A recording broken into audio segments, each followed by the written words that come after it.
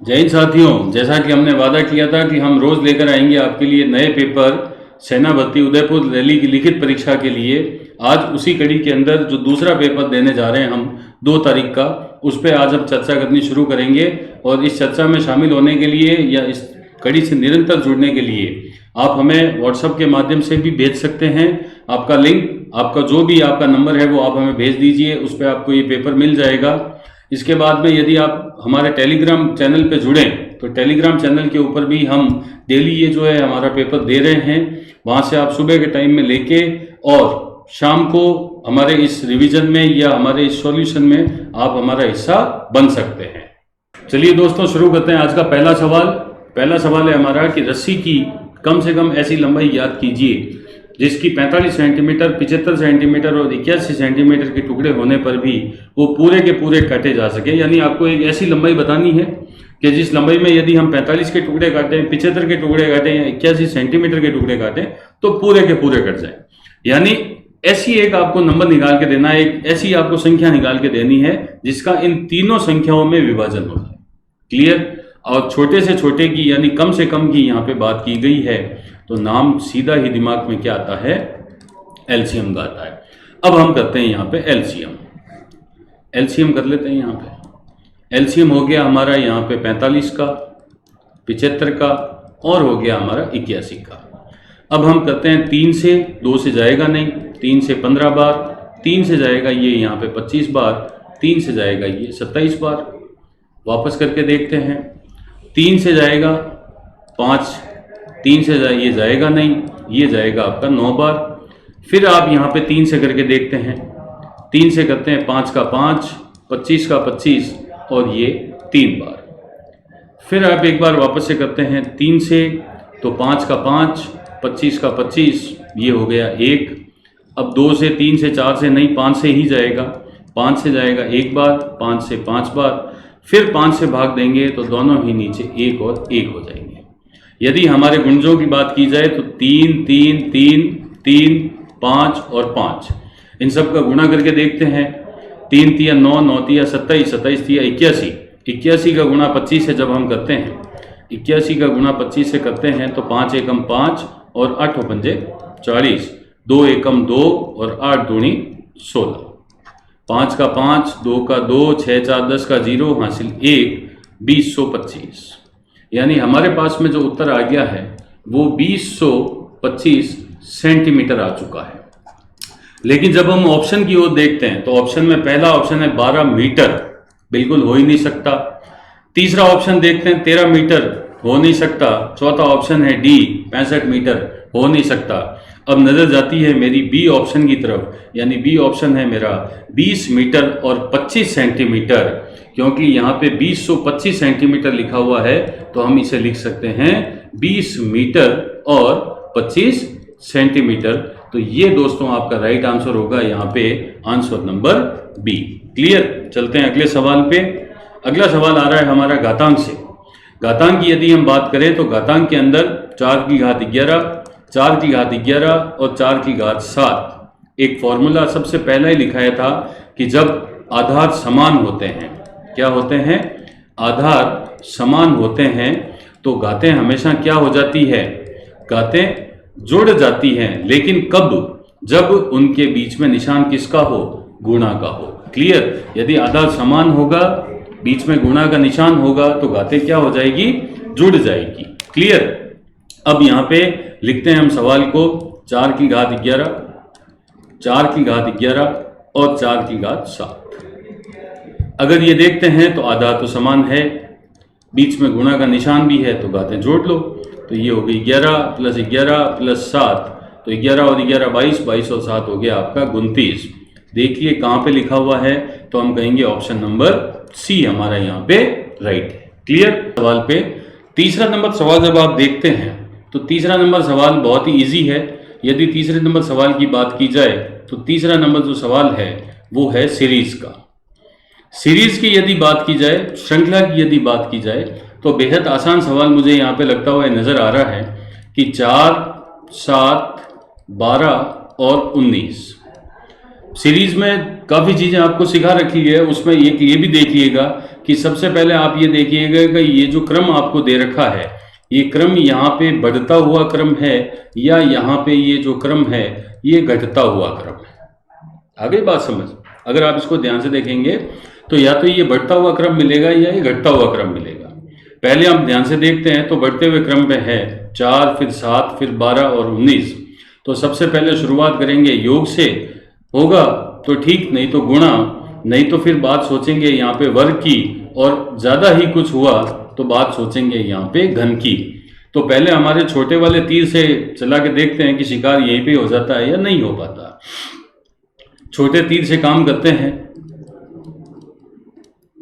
तो 4 और 7 के बीच का जो अंतर है वो 3 है। फिर 7 और 12 का अंतर जो है वो 5 है। 12 और 19 का अंतर जो है वो 7 है। तो अब आगे जो अंतर आएगा वो कितना आएगा? 9 का। और 19 में यदि हम 9 जोड़ते हैं तो उत्तर आता है 28, जो कि यहाँ पे दे रखा है। इसका मतलब यहाँ पे हमारा जो आंसर होगा वो कितना होगा? 28 होगा। ठीक है दोस्तों, अब चलते हैं अगले सवाल पे। कितना है आपका आधार? कितना है आपका? तो यहाँ पे आधार बटे में लंब 8 बटे में 15, यानी आधार 8 है और लंब कितना है? 15। तो आधार हो गया आपका 8 और लंब हो गया यहाँ पे आपका 15, और कर्ण अभी भी नहीं निकालना है। तो कर्ण का सूत्र क्या होता है? कर्ण का सूत्र होता है कर्ण स्क्वायर बराबर आधार स्क्वायर प्लस लंब स्क्वायर। सीधे ही कर देते हैं इसको। आधार हो गया आपका 8 का स्क्वायर प्लस हो गया आपका यहाँ पे 15 का स्क्वायर यानी 225। डायरेक्टली लिख देता हूँ यहाँ पे भी 64 और 25 हो गया आपका 289। रूट करने से मान कितना आएगा? 17। तो यहाँ पे कर्ण हो गया आपका 17। क्लियर? अब आपको यहाँ पे एक चीज़ वापस बता देते हैं। आपसे पूछा क्या गया है? साइन का मान पूछा गया। साइन होता क्या है? साइन होता है आपका लंब बटे में कर्ण। आप भी लिखें यहाँ पे आपका लंब बटे में कर्ण। लंब कितना है आपका? 15। कर्ण कितना आ गया आपका? 17। यानी आपका आंसर हो गया 15 बटे में 17। क्लियर? तो 15 बटे में 17 यानी बी ऑप्शन जो होगा वो आपका क्या होगा? यहाँ पे राइट होगा। अगला सवाल, 6 मेज और 12 कुर्सी 7,800 रुपये की है। एक मेज का औसत मूल्य 750 रुपये है, कुर्सी का औसत मूल्य क्या होगा? यदि 6 मेज और 12 कुर्सी हम खरीदते हैं तो इनका जो मूल्य है वो 7,800 रुपये है, यानी इन दोनों का कुल मूल्य है। अगला देखते हैं तो इसमें है एक मेज का। तो मेज कितनी है भैया? हमारे पास में 6 है। तो 6 मेजों के यदि 750 रुपये के हिसाब से गिनोगे तो 750 इंटू में 6, 0 का 0, 6 पंजे 30 का 0, हासिल 3, 7 संग 42, 42 और 3 45। यानी भाई साहब 4500 रुपये तो केवल आपके किसके लग चुके हैं? मेज के लग चुके हैं। अब 7800 रुपये आपने कुल दिए, उसमें से 4500 रुपये आपके किसके चले गए? मेज के चले गए।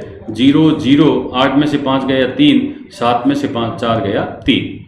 यानी अब हमारे पास में बची यहाँ पे कुर्सी कितनी? 12। कुर्सी का पूछा है और रुपए कितने बचे? 3300। यही तो बचा हुआ मूल्य है आपका। दीजिए, भाग दीजिए अब आप। तो आप देते हैं यहाँ पे भाग। तो 3300 में जब आप भाग देंगे 12 का तो 12 दूनी आपका हो गया 24। 13 में से 4 गया आपका, यहाँ बचेगा 9 और 0, वापस 0 उतारेंगे तो 12 7 84। यहाँ पे आपका बचेगा 6 0, 12 पंजे 275 बार जाएगा। यानी आपका जो आंसर राइट माना जाएगा वो होगा 275। वापस समझा देता हूँ। 6 कुर्सी थी आपकी, 6 मेज थी, सॉरी 12 कुर्सी थी, वो हो गई आपकी 7800 रुपये की। उसने बोला कि एक मेज का औसत मूल्य 750 है, यानी एक मेज लगभग 750 रुपये की है। तो 750 रुपये की यदि है तो 6 मेज आ गई हमारी 4500 रुपये। कुल हमने रुपए दिए हैं यहाँ पे 7800 रुपये में से 4500 निकाले तो मूल्य केवल बच गया हमारा यहाँ पे कुर्सी का। 12 कुर्सी हमारे पास में बची थी, 3300 रुपये मूल्य देना था। हमने जैसे ही भाग दिया आया 275, यानी हमारी एक कुर्सी लगभग 275 रुपये में पड़ गई। क्लियर हो गया? बढ़ते हैं अगले सवाल पर। क्वेश्चन है कि राम अपने घर से स्कूल 30 किलोमीटर प्रति घंटा की चाल से जाता है और 20 किलोमीटर प्रति घंटे की चाल से लौटता है। यदि आने व जाने में लगा समय 5 घंटे हो तो कुल दूरी क्या है? दो क्वेश्चन मिक्स हैं इस सवाल के अंदर। सबसे पहले औसत चाल। सबसे पहले यदि हम बात करें तो यहाँ पे बात होगी औसत चाल की। मैंने कहा था कि जब आने और जाने की बात हो रही हो वहाँ पे यदि कोई सूत्र लगता है तो वो लगता है 2ab बटे में a प्लस b। आने और जाने में जब दूरी नहीं दे रखी है तो यहाँ पे आपको लिखना है 2 गुणे में 30 गुणे में 20 बटे में 20 प्लस 30, या आप कहो तो मैं डायरेक्ट 50 लिख देता हूँ। कोई दिक्कत? आपका 0 से आपका 0 कट रहा है, 5 से आपका 20 कट जाएगा 4 बार, 3 दूनी 6, 6 चौका 24, यानी आने और जाने में उसकी चाल, औसत चाल जो हो जाएगी वो हो जाएगी 24 किलोमीटर प्रति घंटा। अब बोल रहा है कि 5 घंटे में कितना चलेगा, तो आपको निकालनी है भैया यहाँ पे दूरी, और दूरी का सूत्र होता है चाल गुणे में समय। चाल है उसकी 24, समय आप लगा रहे हो 5, और 24 का गुणा 5 से करोगे तो आंसर आएगा 120 किलोमीटर, यानी आपका डी ऑप्शन जो होगा वो यहाँ पे राइट हो जाएगा। क्लियर दोस्तों? आगे समझ में? अब बढ़ते हैं आगे। ये सवाल यहाँ पे गलत प्रिंट हो रखा है। एक्चुअल में ये सवाल है कि 2 की घात 50 का आधा क्या होगा। ये सवाल कुछ ऐसा है, 2 की घात 50 का आधा क्या होगा। अब आधा कैसे होगा, इसका आधा कैसे कर सकते हैं?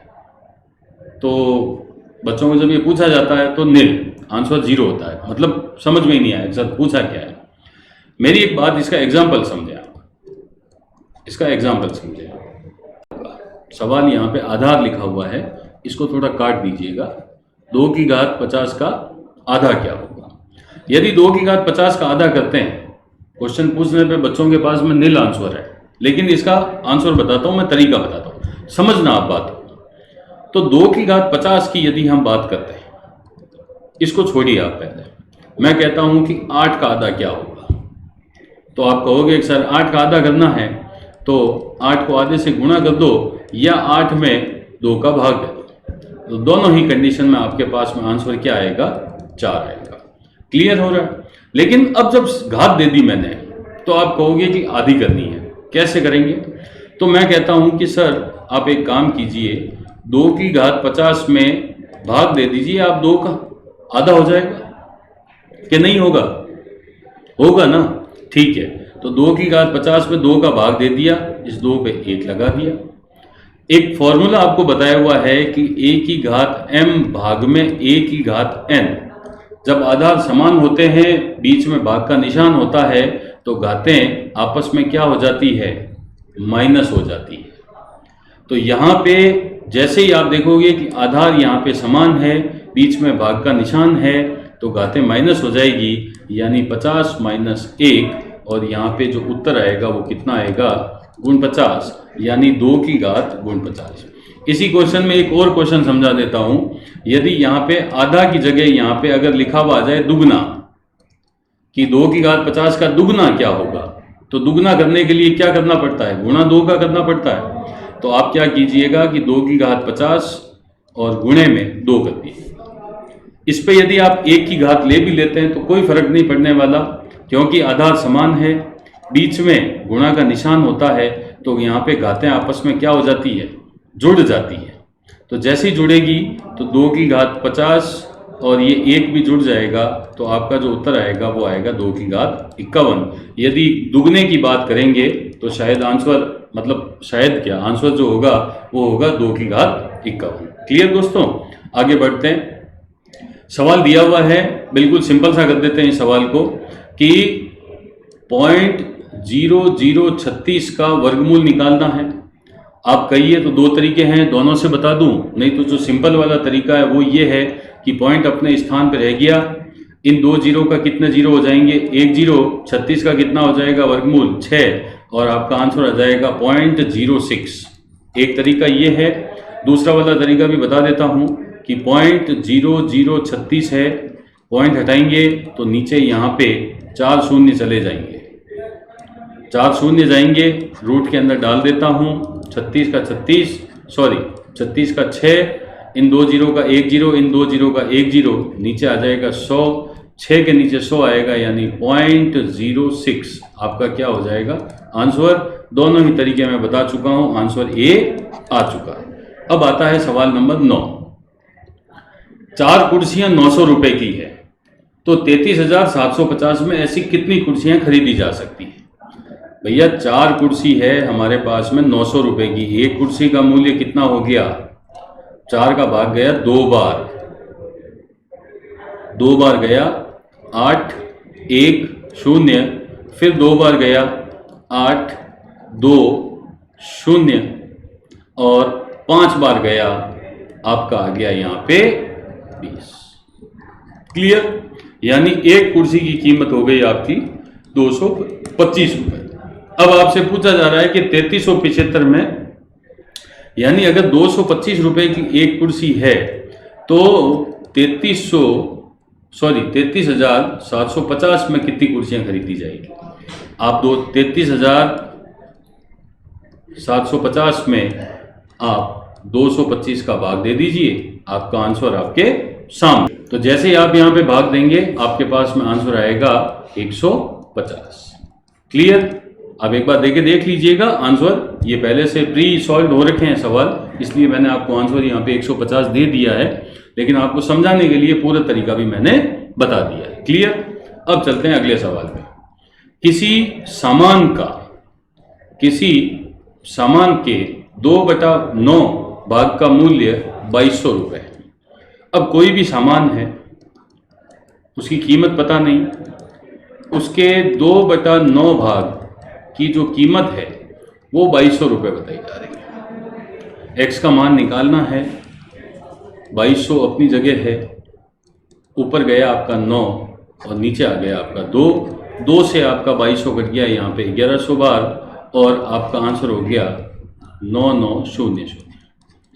ये तो आपका आ गया सामान का कुल मूल्य, उसके 3/11 भाग, तो यानी अभी गणित बाकी है का 3/11 भाग, 11 से ये 99 घटा आपका 9 बार, 900 इंटू में 3, 9 तिया 27 और 2 जीरो, यानी आपका जो आंसर हो जाएगा वो हो जाएगा आपका 2700। किसी सामान के 2/9 का भाग का मूल्य पूछा है, 2/9 भाग ले लिया हमने। मैंने आपको सिखाया हुआ है जब भी इस प्रकार का सवाल हो तो यहाँ पे जो भी पूछा जाए उसको उल्टा करके यहाँ पे गुणा करना है, जो हमने कर दिया है। आंसर आया हमारे पास में कुल मूल्य 9900 रुपये, उसका 3/11 भाग और पूछा है वो भी निकाल दिया, आंसर आया 2700 रुपये, यानी ऑप्शन सी। चलिए ये है हमारा अगला सवाल। इस सवाल के अंदर आप ध्यान से देख रहे हैं तो यदि ए की आय बी के आय से, ये वापस यहाँ पे मिसप्रिंट आ रहा है, ए की आय बी की आय से 20% कम है, बी की आय सी की आय से 10% ज़्यादा है, और सी की आय यदि 500 रुपये बताई जा रही है तो ए की आय क्या होगी। अच्छा सवाल है, इस सवाल को एक बार आप ध्यान से देखिए। सवाल के लिए एक बार बना देते हैं यहाँ पे, ये हमारा ए, ये हमारा बी और ये हमारा सी। इसने बोला कि ए की आय बी की आय से 20% कम है, ठीक है, बी की आय सी की आय से 10% कम है।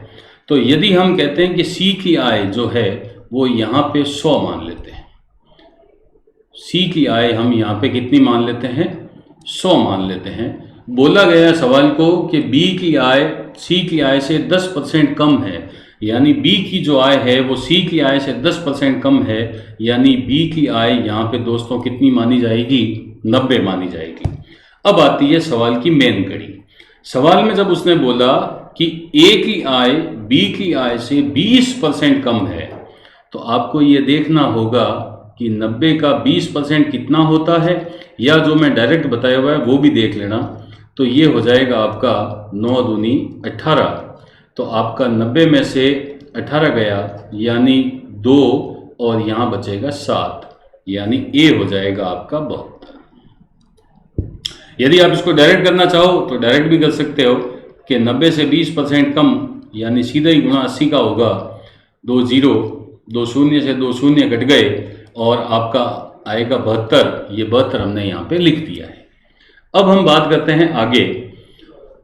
पहले तो सबसे पहले आप ये देखिए कि ये जो संख्याएं आई है अनुपात के अंदर, क्या ये कट रही है क्या? अगर ये कट रही है तो आप काट के इसका सिंपल अनुपात बना दो। ठीक है, 72 2 से काट लेते हैं पहले।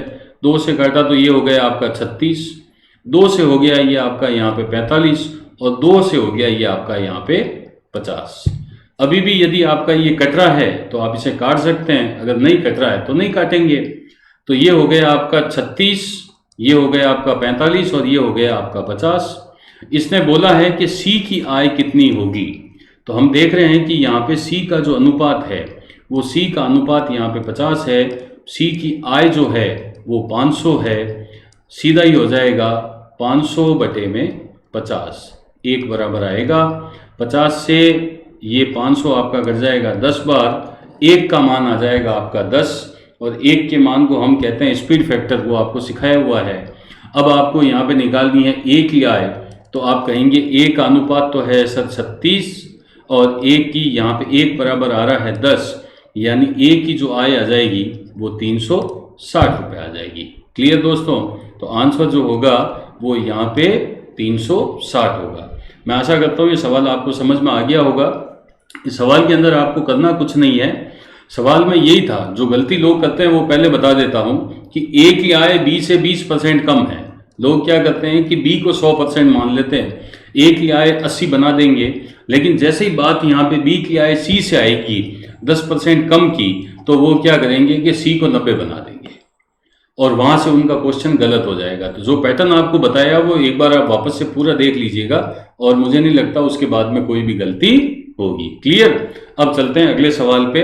अगला सवाल आता है कि एक व्यक्ति ने एक पंखा अंकित मूल्य से 30% कम में खरीदा। ठीक है, अंकित मूल्य से, तथा अंकित मूल्य से 30% अधिक पर बेचा। बिल्कुल, लाभ प्रतिशत ज्ञात करें। बहुत बढ़िया सवाल है, थोड़ा ध्यान से, बस लैंग्वेज का खेल है। चलो इसको मान लेते हैं कि पंखा 100 रुपये का था। कितने का था? 100 रुपये का। अंकित मूल्य से 30% कम पर खरीदा, यानी अगर 30% कम पर खरीदा, यानी अब उसने पंखा कितने रुपए में खरीद लिया? 70 रुपये में, 30% ऑफर पर खरीद लिया। अंकित मूल्य से 30% ज़्यादा पर बेच दिया। अंकित मूल्य से, देख लेना, खरीदे हुए मूल्य से नहीं है, क्वेश्चन की लाइन को बिल्कुल ध्यान से पढ़ना।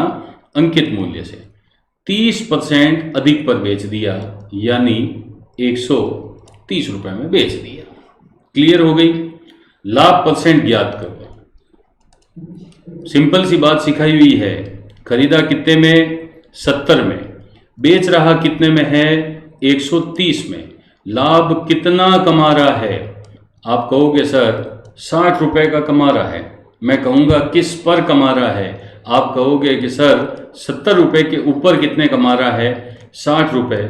और प्रतिशत के लिए गुणा किसका करोगे? 100 का। आपका एक जीरो से एक जीरो गया, 60 के अंदर आप 7 का भाग दीजिए। आपका 7 भाग जाएगा, 7 8 है 56, नीचे बचेगा 4, पॉइंट लगा के 0, 7 पंजे 35। तो समथिंग आपका ये जो आंसर आएगा ये 85 सही 5/7 आएगा, क्योंकि यहाँ पे एक अभी 0 और लगना है तो एक आगे खिसक जाएगा। तो आंसर आएगा आपका 85 सही 5/7%। क्लियर? आप चाहो तो इसको आप सीधा ही 600 में 7 का भाग देके देख लेना, आपका आंसर यही आएगा। क्लियर? उसके बाद में समथिंग जो भी दिया हुआ। क्लियर हो गया? अब आते हैं सवाल नंबर 13 पर। आहा, बढ़िया सवाल। सवाल का फॉर्मेट देखो। सवाल का फॉर्मेट है a+b का होल स्क्वायर। सूत्र खोल दो यहाँ पे सीधा, a² + b² + 2ab। ए स्क्वायर कितना है 4x स्क्वायर, 16 हो गया 4 का square x square plus b का स्क्वायर यानी 7 का स्क्वायर गुण 50 y का स्क्वायर ये प्लस 2 इंटू ए बी, ठीक है 4 और 7 का गुना हो गया आपका 28 ए बी। आप इसको ज़्यादा से ज़्यादा लिख सकते हो 16x स्क्वायर प्लस गुण 50 वाई स्क्वायर प्लस 28 दूना 56 ए बी। आप ये लिख सकते हो इसको। पहले में ये नहीं लिखा हुआ है, दूसरे में ये ऑप्शन ये हो सकता था ऑप्शन, यदि यहाँ पे बीच में कहीं प्लस लगे हुए होते तो ये ऑप्शन हो सकता था, लेकिन अभी नहीं होगा। तीसरा ऑप्शन भी नहीं हो सकता क्योंकि यहाँ माइनस लगा हुआ है, ये भी नहीं 49 है तो ये वैसे ही नहीं हो सकता। अब आया चौथा ऑप्शन यानी डी, तो इनमें से कोई नहीं, यानी इसका आंसर होगा इनमें से कोई नहीं। क्लियर। अब चलते हैं अगले सवाल पे। अगला सवाल फिर से लाभ हानि का आ रहा है। सवाल है हमारा यहाँ पे कि 5% की हानि पर बेचने से 3,990 रुपये मिलते हैं, वस्तु का क्रय मूल्य ज्ञात कीजिए। वस्तु अपने आप का कितना परसेंट दोस्तों 100%, 5% का लॉस आप खा रहे हो, वस्तु कितने परसेंट में बेच रहे हो 95% में, क्रय मूल्य कितना है 3,990। तो या तो आप 95% पे बेच रहे हो या आप बेच रहे हो 3,990 पे। सीधा ही मान आएगा आपका 3,990 बटे में 95 इंटू में हो जाएगा आपका 100। क्लियर। आपका 5 से कट जाएगा यहाँ पे, 5 से कट जाएगा ये आपका 19 बार, 5 से कट जाएगा ये आपका 20 बार। 399 के अंदर जीरो को छोड़ दीजिए, अभी 19 का भाग दीजिए, 19 दूना 38, एक ये एक बार गया 19, जीरो अभी है हमारे पास में, तो यहाँ पे आ जाएगा हमारा 210 गुणे में 20, 21 इंटू 2 कर देंगे 42 और 2 जीरो, यानी हमारा उत्तर हो जाएगा यहाँ पे 42। क्लियर। आगे बढ़े पक्का। ये अगला सवाल, अगला सवाल आ रहा है 1 सही 1/2 में कितने आधे हैं। बढ़िया सवाल है, मैंने कहा था कल मैं वापस दूंगा। तो 1 सही 1/2 में यानी 2 एकम 2 और ये हो गया आपका 3/2 में कितने आधे हैं। कल वाली बात याद आ रही है, 8 में कितने 4 हैं। कल ये सवाल आया था 8 में कितने 4 हैं, 8 बटे में 4 यानी कहेंगे 2। तो आप कहोगे कि सब 2 बार हैं 4, 2 इंटू 4 करोगे तो 8 हो जाएगा। 3/2 में आधे कितने हैं, तो कोई बात नहीं, 3/2 में आधे कितने हैं, आधे का भाग दे दो, आधा यहाँ से काटा ऊपर जाएगा तो हो जाएगा 2 बटे में 1, 2 से 2 कट गया, आंसर कितना हो जाएगा 3। ये 3। क्लियर। कोई डाउट। अगला सवाल 540 रुपए पर 2.5 वर्ष का 3% का साधारण ब्याज। सारी चीजें आप लिख लीजिए यहाँ पे, आपका मूलधन, आपका समय, आपका दर और आपका ब्याज। मूलधन आपका यहाँ पे 540 रुपये बताया जा रहा है, समय आपका 2 दूनी 4, 4 और 1 5, 5 बटे में 2, दर को आप 3% लिख सकते हो, ब्याज आपको यहाँ पे निकालना है। आपका हो जाएगा यहाँ पे साधारण ब्याज निकालना है। साधारण ब्याज का सूत्र हो जाएगा आपका मूलधन इंटू में समय इंटू में दर और बटे में हो जाएगा आपका 100। क्लियर। मूलधन आपका यहाँ पे आ रहा है 540 इंटू में समय आपका आ रहा है यहाँ पे 5 बटे में 2 और दर आपकी यहाँ पे आ रही है 3% और नीचे का जो 100 है वो भी यहाँ पे आ गया। आपका 1 जीरो से आपका 1 जीरो कट गया, 2 से आपका ये 54 जो है वो 27 बार आपका कटता हुआ नज़र आ रहा है। 27 का गुणा 5 दिया 15 और 27 का गुणा, तो आप 27 को सीधा ही 15 से गुणा कर दीजिए। 7 और 5 का गुणा 35 का 5 हासिल 3, 5 दूनी 10 और 3 13, 1 का 7 से गुणा 7, 1 का 2 से गुणा 2, 5, 7 3 10 का 0 हासिल 1, ये हो गया आपका 405 और नीचे अभी 10 और पड़ा है, 405 बटे में 10, आंसर आएगा 40.5। क्लियर।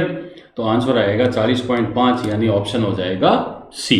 कोई दिक्कत? अगला सवाल, 20 गायों का औसत मूल्य 1600 रुपये है।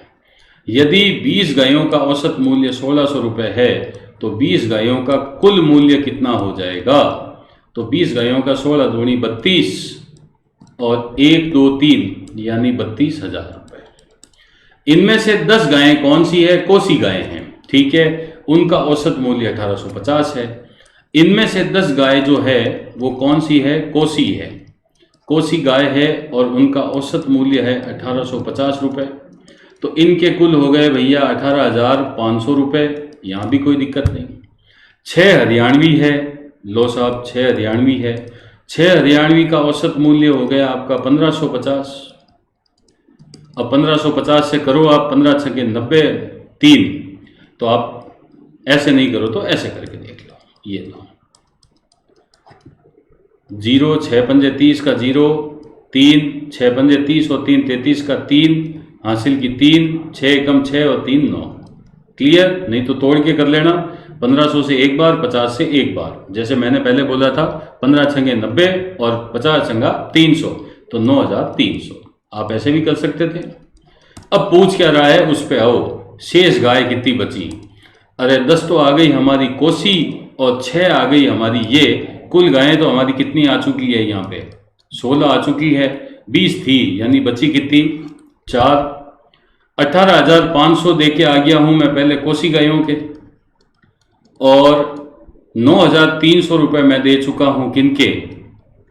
हरियाणवी गायों के, यानी 0 0 8 और 8 और 9 हो गए आपके कितने? 17 और 1 ये 27,800 रुपये मैं दे चुका हूँ। जबकि कुल मेरे पास में कितने थे? 32,000 थे, तो यानी 28 और 2 यानी 4,200 रुपये बचे। अब 4 गायों का औसत मूल्य यानी 4200 में 4 का भाग ले लीजिए। आपका ये 4200 में 4 का भाग जो है कितनी बार जाएगा ये भी चेक कर लीजिए।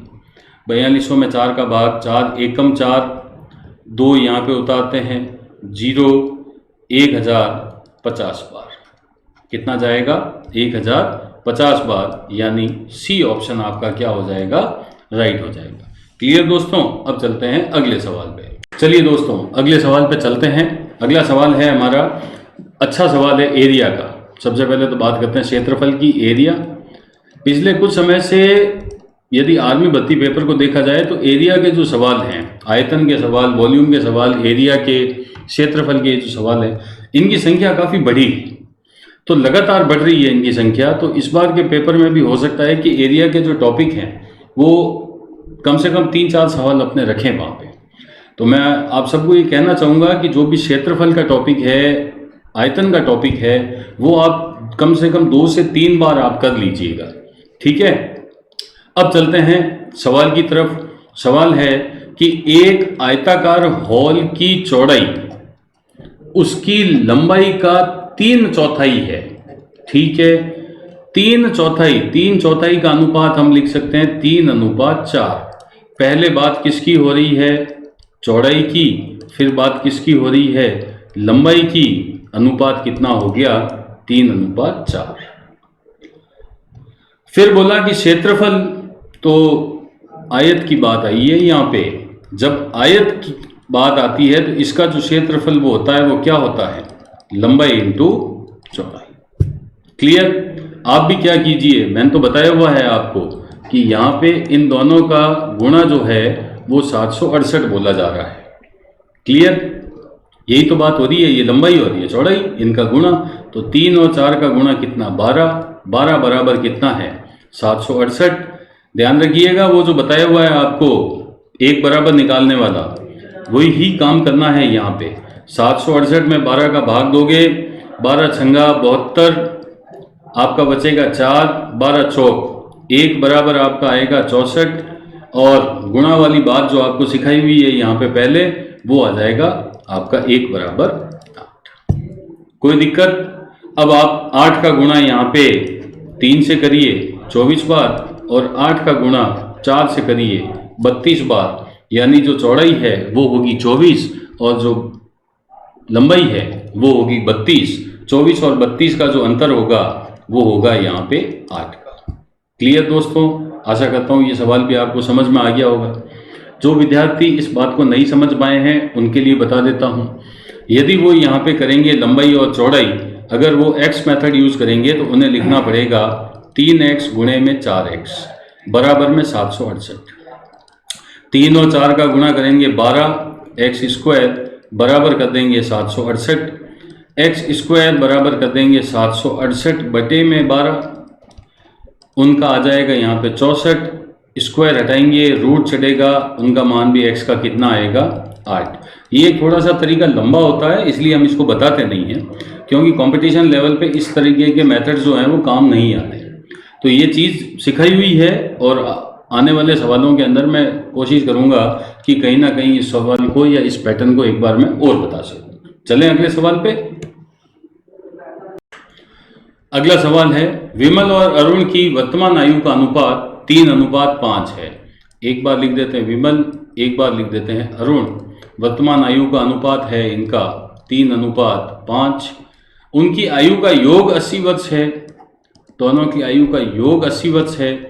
तो योग की जब बात होती है तो अनुपात का भी क्या करते हैं, योग 3 और 5 कितने हो गए 8, 8 बराबर कितना है 80, 1 बराबर हो गया आपका 10, 10 का 3 से गुणा कितना आएगा 30, 10 का 5 से गुणा कितना आएगा 50।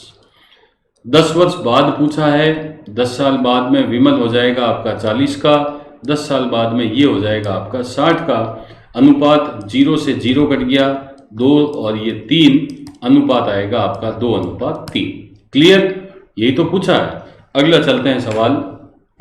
यदि उत्तर को दक्षिण पश्चिम कहा जाए, पश्चिम को दक्षिण पूर्व कहा जाए तो दक्षिण को क्या कहेंगे। रीजनिंग का सवाल है, अच्छा सवाल है रीजनिंग का। अब करते हैं इस पे पहले चर्चा। थोड़ा सा डायग्राम का ध्यान रखना भैया, ये मार्कर से कुछ इस प्रकार के बन पा रहे हैं अभी यहाँ पे। ये आपका उत्तर, ये आपका दक्षिण, ये आपका यहाँ पे पूर्व, ये आपका यहाँ पे पश्चिम। मैं सिखाने के लिए पूरे बना रहा हूँ। ये आपका उत्तर पूर्व, ये आपका यहाँ पे दोनों के बीच में दक्षिण पूर्व, ये दोनों का मिश्रण दक्षिण और पश्चिम का, यानी क्या कहलाएगा दक्षिण पश्चिम। उत्तर और पश्चिम का जो मिश्रण है वो क्या कहलाएगा उत्तर पश्चिम। ये क्लियर है, समझाया हुआ है ये।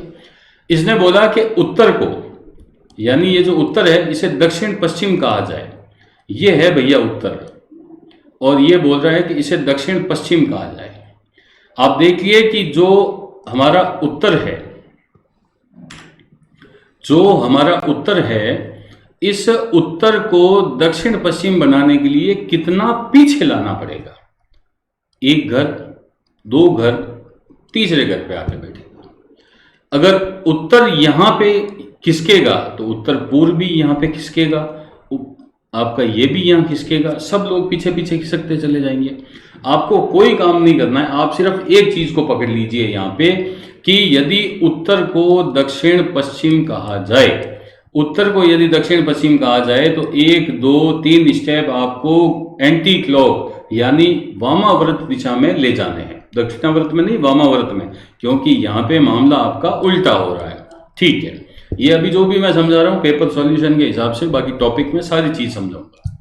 अब दक्षिण को क्या कहेंगे, दक्षिण ये है, दक्षिण को कहेंगे क्या। ऐसी कौन सी मतलब ऐसी कौन सी दिशा होगी जो 3 बार घूमेगी तो यहां पे पहुंच जाएगी। अब 3 बार घूमेगी तो कौन सी पहुंच जाएगी, तो हम कहते हैं कि इसका उल्टा ले लो, 1, 2, 3, यानी ये वाली जो है इसको आप घुमाओ, 1, 2, 3 आ गई, यानी जो दक्षिण है, दक्षिण को क्या कहेंगे, यानी उत्तर पश्चिम कहेंगे। क्लियर हो गई, दक्षिण को क्या कहेंगे, उत्तर पश्चिम कहेंगे। और आपका आंसर 20वें सवाल का जो आंसर है वो डी यहाँ पे क्या हो जाएगा, राइट हो जाएगा। मैं आशा करता हूँ कि आप सभी को ये समझ में आ गए होंगे सवाल, और यदि कोई भी प्रॉब्लम है तो दिए गए नंबर पे आप संपर्क कर लीजिए।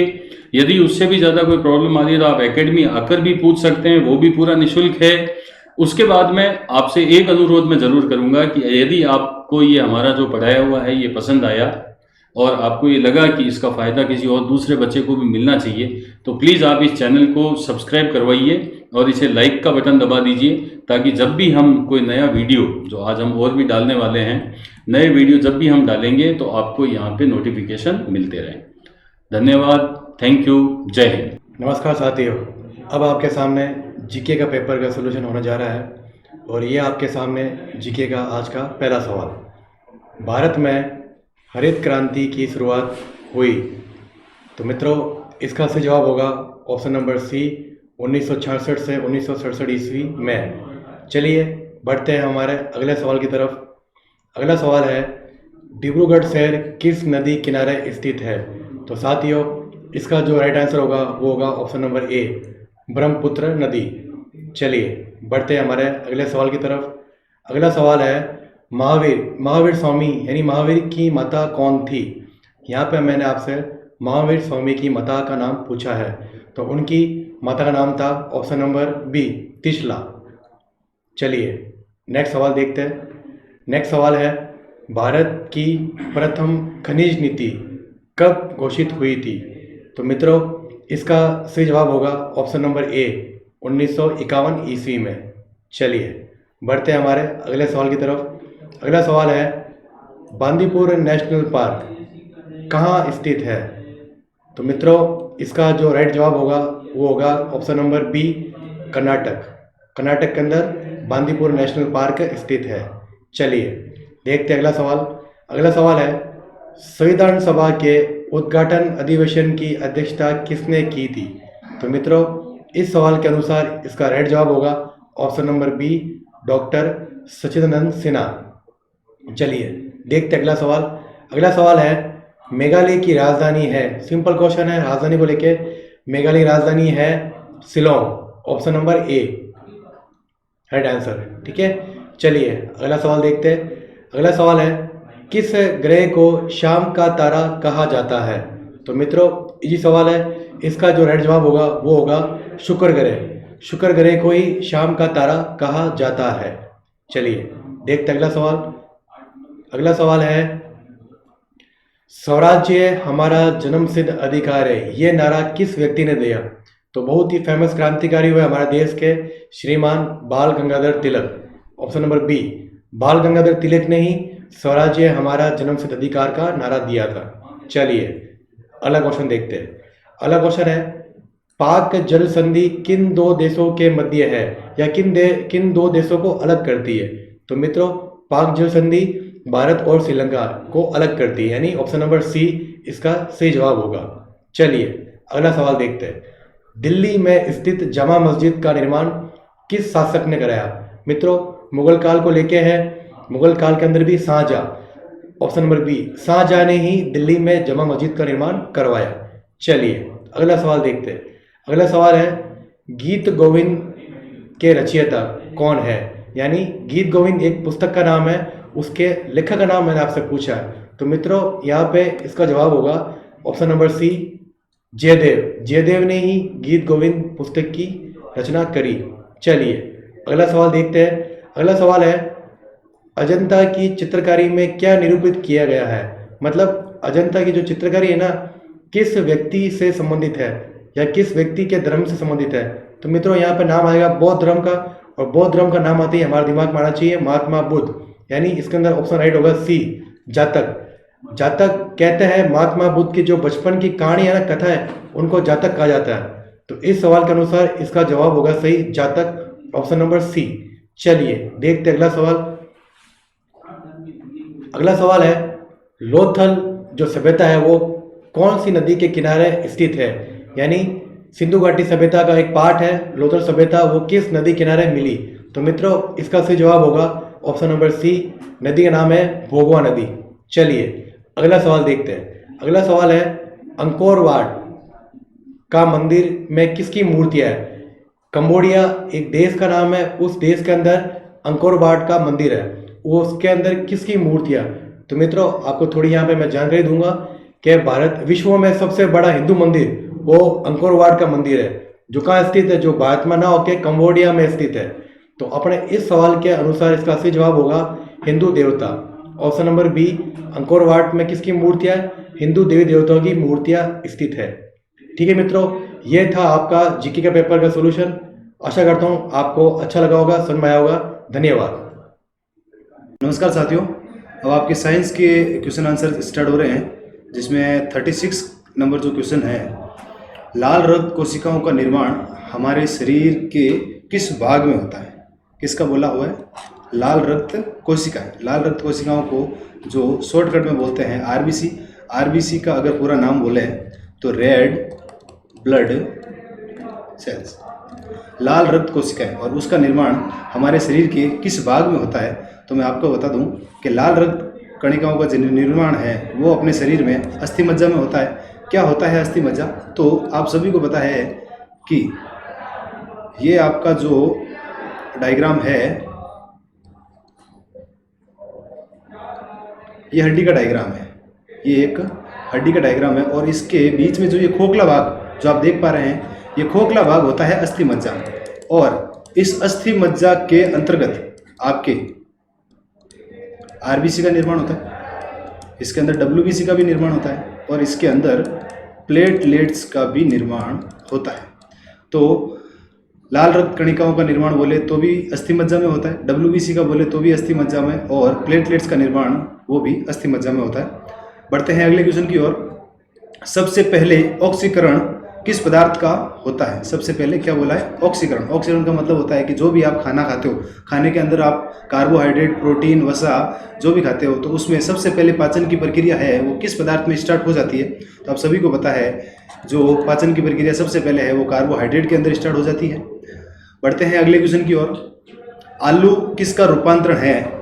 मतलब कि आलू जो अपन खाते हैं तो उसका कौन सा भाग खाया जाता है? उसकी जड़ खाई जाती है कि उसकी तना खाया जाता है कि फल खाया जाता है या फूल खाया जाता है? तो मैं आपको बता दूं कि आलू का जो तना वाला पार्ट है, आलू का जो तना वाला पार्ट है वो अपन खाते हैं। बढ़ते हैं अगले क्वेश्चन की ओर।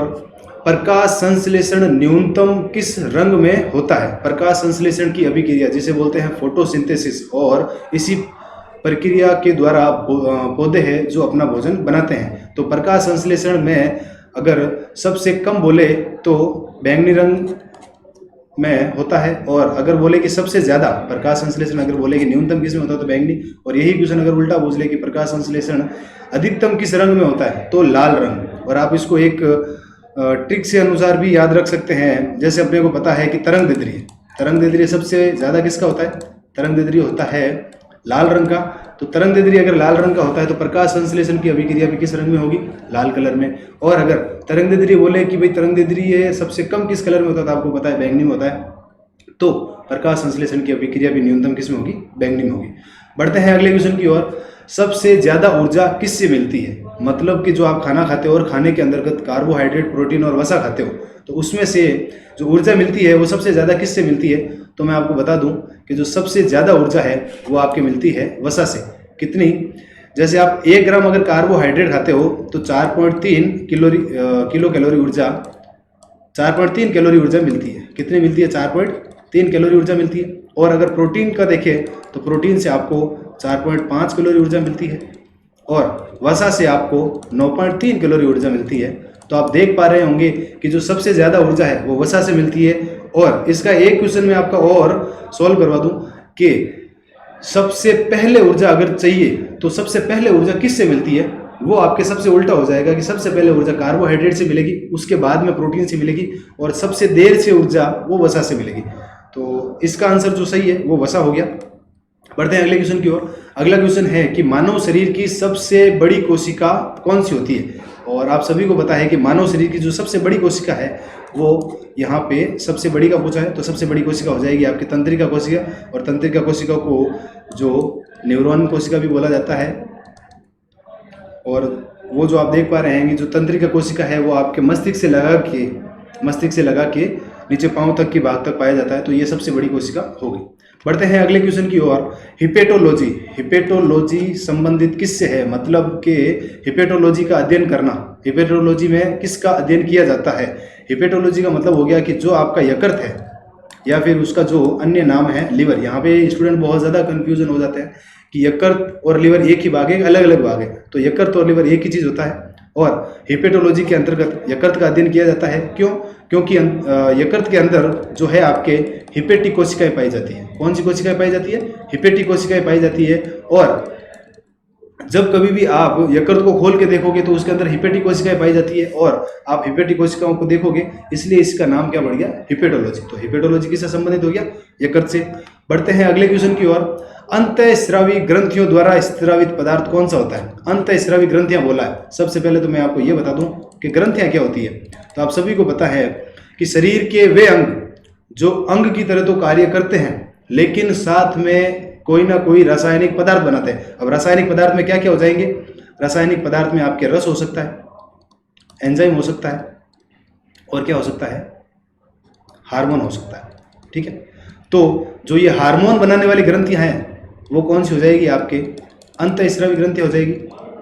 और रस और एंजाइम बनाने वाली हो जाएगी आपके बहिस्रावी ग्रंथियां। तो इसका जो राइट आंसर है कि अंतःस्रावी ग्रंथियां कौन सा पदार्थ बनाती है, तो आप सभी को पता चल गया कि अंतःस्रावी ग्रंथियां कौन सा पदार्थ बनाती है, वो बतानी है आपके हार्मोन।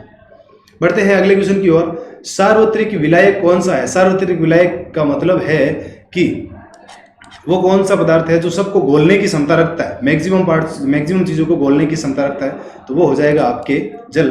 और जल का आप सभी को पता है कि सूत्र क्या होता है? H2O। बढ़ते हैं अगले क्वेश्चन की ओर। परमाणु की खोज किसने की? क्या पूछा है? परमाणु की खोज किसने की? तो परमाणु की खोज आपको सभी को पता है, परमाणु का सिद्धांत या परमाणु की खोज किसने की? जॉन डाल्टन ने की। और अगर पूछ ले कि नाभिक की खोज किसने की, तो जो रदरफोर्ड है, उस रदरफोर्ड ने नाभिक की खोज करी थी। ठीक है, और अगर बोल दे कि गोल्डस्टीन ने किसकी खोज करी थी, तो ये प्रोटॉन की थी। और जेम्स चैडविक का पूछ ले तो वो हो जाएगा आपके न्यूट्रॉन। बढ़ते हैं अगले क्वेश्चन की ओर। द्रव अवस्था में पाई जाने वाली धातु किस में पूछा है? द्रव अवस्था में। और द्रव अवस्था में भी पूछिए, यहाँ देखो लास्ट में थोड़ा कंसंट्रेट करना, धातु के बारे में पूछा हुआ है, ना कि अधातु के बारे में। जब धातु के बारे में बोले तो जो पारा है वो धातु है, और वो किस अवस्था में रहती है? आपके द्रव अवस्था में। और इसकी जगह पर अगर मान लो इस धातु की जगह बोल दे कि अधातु, द्रव अवस्था में पाई जाने वाली अधातु, तो अधातु आपके कौन सी हो जाएगी? अधातु आपके हो जाएगी ब्रोमीन। कौन सी हो जाएगी? ब्रोमीन। बढ़ते हैं अगले क्वेश्चन की ओर। दही को भिगोकर मक्खन निकालने की विधि में भौतिकी के किस सिद्धांत का उपयोग किया जाता है? क्या करना है आपको? दही को मिलाना। तो आपने देखा होगा कि जो घर में जो दही मिलाते हैं, तो जो उसकी मशीन जो घूमती है, तो उसमें क्या होता है कि जो भी उसके पार्टिकल्स होते हैं, दही के पार्टिकल्स होते हैं, उसको वो मशीन क्या करती है? बाहर की तरफ फेंकती है। बाहर की तरफ फेंकना क्या कहलाता है? अपकेंद्रण। और इसी के अगर क्वेश्चन को और घुमा दे कि जो फोर्स अंदर की ओर लगता है, तो उसमें वो कौन सा हो जाएगा? उसको बोलते हैं आप अभिकेंद्रण। जो केंद्र की ओर लगता है वो अभिकेंद्रण हो जाएगा, और जो केंद्र से बाहर की ओर लगता है अपकेंद्र हो जाएगा। और दही को भिगोने वाली जो मशीन है वो अपकेंद्र के सिद्धांत पर कार्य करती है। बढ़ते हैं अगले क्वेश्चन की ओर। गामा किरणें कैसी होती है? मतलब कौन सा आवेश है वो गामा किरणों पर होता है? तो मैं बता दूं आपको कि जो गामा किरणों पर है, गामा किरणें उदासीन अवस्था में होती है। क्या पूछा है? गामा किरणें किस आवेश की होती है? उदासीन अवस्था में। तो अगर बोले कि धनावेशित, तो आपको पता है कि अल्फा होती है, और जो ऋणावेशित है, तो जो बीटा किरणें हैं वो किस आवेश की होती है? ऋणावेशित। बढ़ते हैं अगले क्वेश्चन की ओर। 49 क्वेश्चन है कि एसी वोल्टेज का उपचयन करने वाला उपकरण कौन सा है? या उसको बोल दे कि एसी वोल्टेज जो अल्टरनेटिंग करंट जो आता है उसको जो कंट्रोल करने वाला कौन सा हो जाएगा? तो उसका हो जाएगा आपके ट्रांसफार्मर। बढ़ते हैं अगले क्वेश्चन की ओर। गुरुत्वीय त्वरण क्या बोला है? गुरुत्वीय त्वरण मतलब ग्रेविटेशनल पोटेंशियल सदैव होता है, तो कितना होता है? तो आप सभी को पता है 9.8 मीटर पर सेकंड स्क्वायर। यहाँ पे कभी कभी ध्यान रखना, जो ये मीटर पर सेकंड स्क्वायर दे रखा है, यहाँ पे आपके कभी कभी मीटर पर सेकंड भी हो सकता है, लेकिन वो आपको कंफ्यूज करने के लिए दिया हुआ होता है, वो गलत होता है। और एक सवाल आपको और क्लियर करवाना चाह रहा हूं मैं कि प्लाइन वेग, पृथ्वी का प्लाइन वेग, मतलब किसी भी चीज को मैं पृथ्वी से अगर बाहर फेंकना चाहूं तो मुझे कितना वेग लगाना पड़ेगा? तो वो आप सभी को पता है 11.2 किलोमीटर प्रति सेकंड हो जाएगा, ना कि प्रति घंटा। कंफ्यूजन करने के लिए यहाँ सेकंड के स्थान पर क्या दे देता? घंटा दे देता। तो 11.2 किलोमीटर पर सेकंड की स्पीड से अगर मैं किसी चीज को फेंकूंगा पृथ्वी से, तो वो चीज है वो गुरुत्वीय क्षेत्र को पार कर जाएगी। ओके, थैंक यू, जय हिंद।